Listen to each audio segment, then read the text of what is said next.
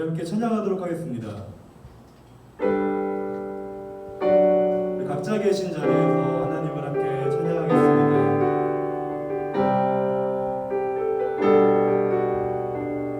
우리 이렇게 고백합시다. 우리 모두 예배하는 자 되어 온전히 영과 진리로 주를 예배하자.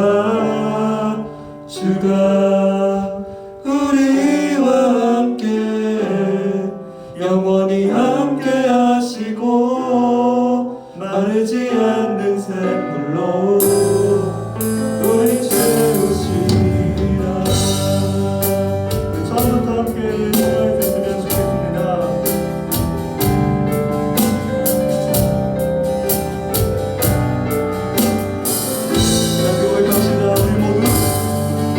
우리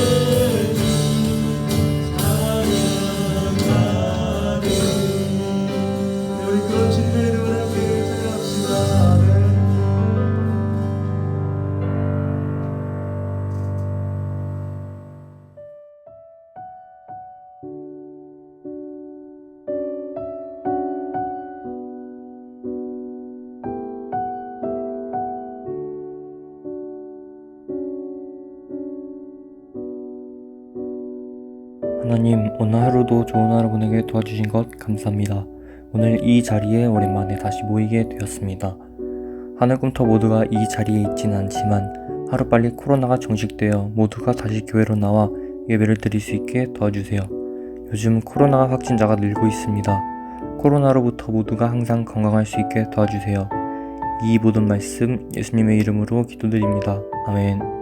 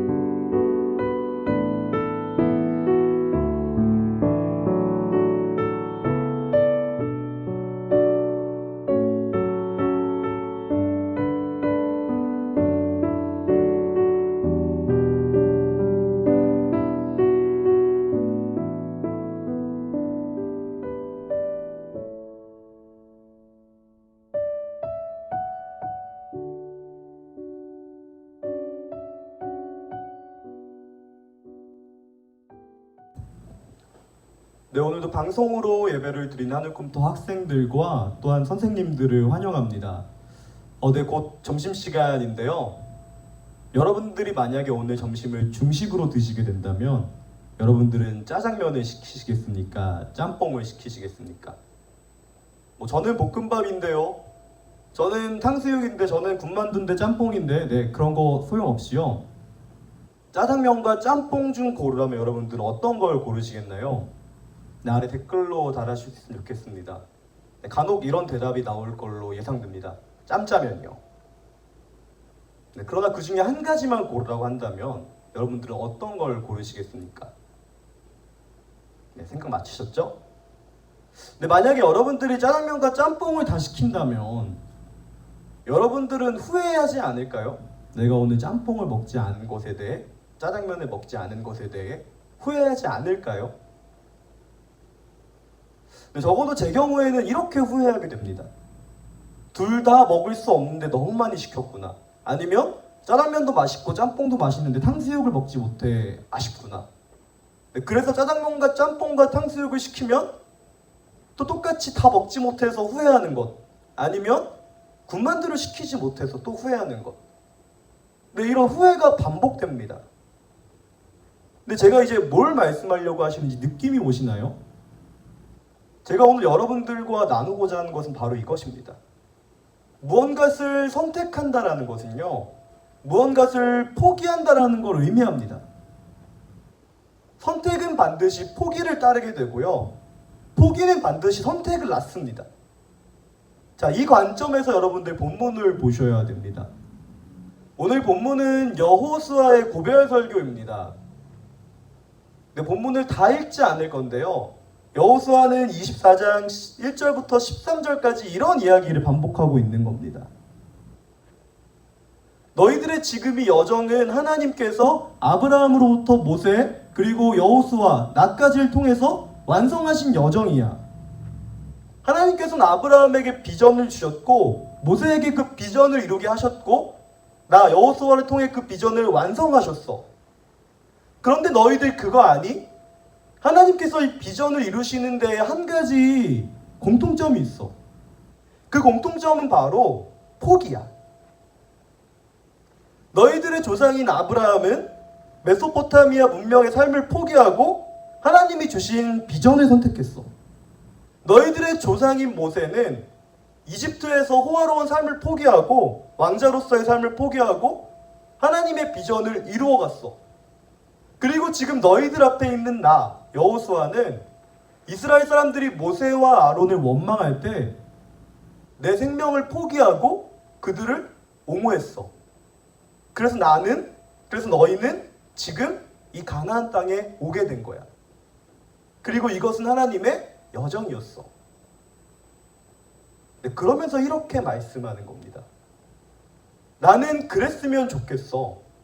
너희들이 이집트나 가나안 땅의 삶을 포기함으로써 하나님께서 너희에게 주시는 삶을 살아갔으면 좋겠어라고 말하고 있는 겁니다.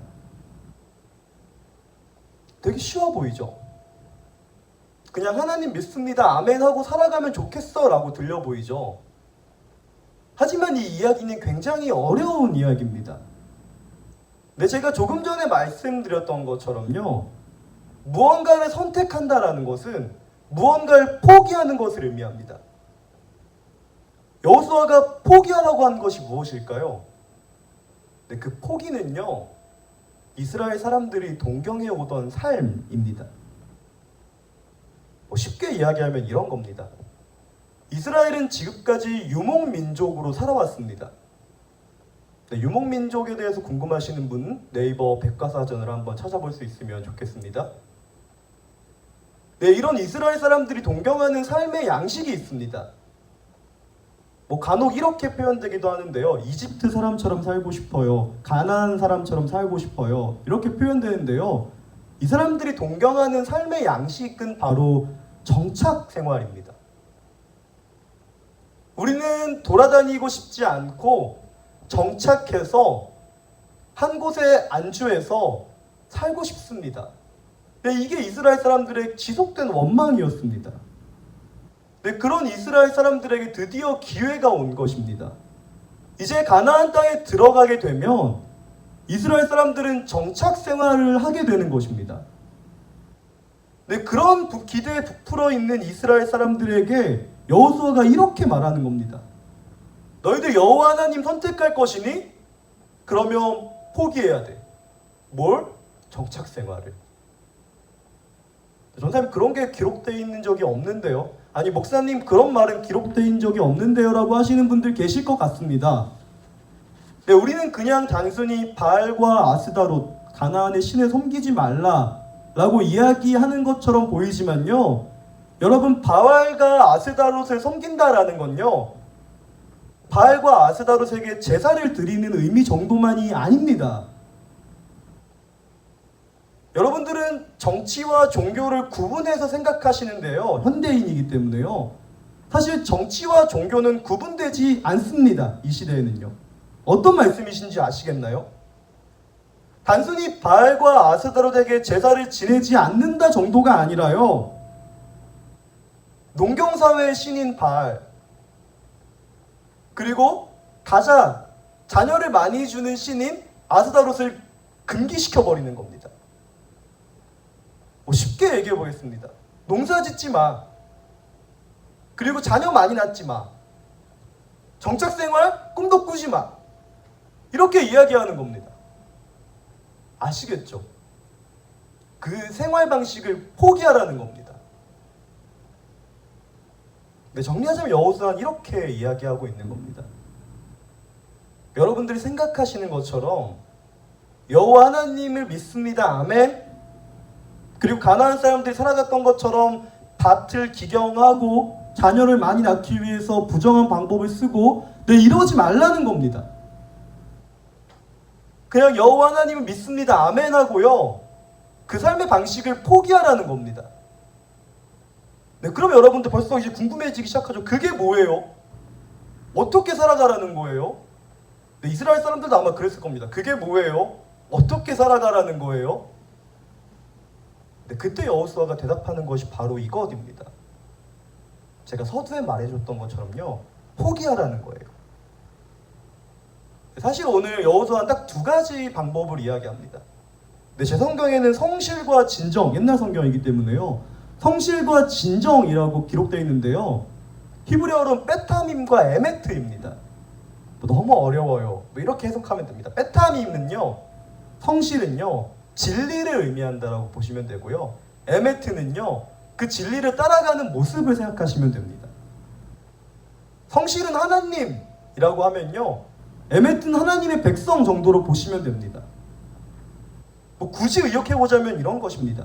모든 진리는 하나님께로부터 나오니까 여러분들은 그 하나님과, 진리이신 하나님과 친밀히 지내십시오.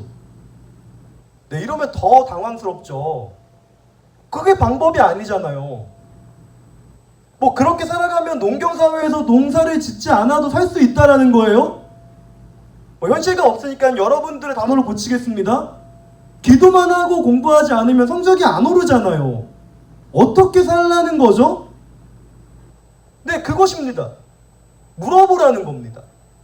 하나님, 어떻게 살아야 될까요? 어떻게 사는 것이 하나님께서 원하시는 삶일까요? 하나님, 이렇게 살지 않으라고 하신다면 나는 어떻게 살아야 되죠? 네, 여호수아가 말한 것이 바로 이것입니다. 그렇게 살면 하나님께서 응답하시나요? 네, 이런 이스라엘 사람들에게 여호수아는 이렇게 이야기하는 거죠. 자, 봐, 너희의 조상 아브라함은 포기했어. 갈 바를 알지 못할 그때에 하나님께서 도와줬어.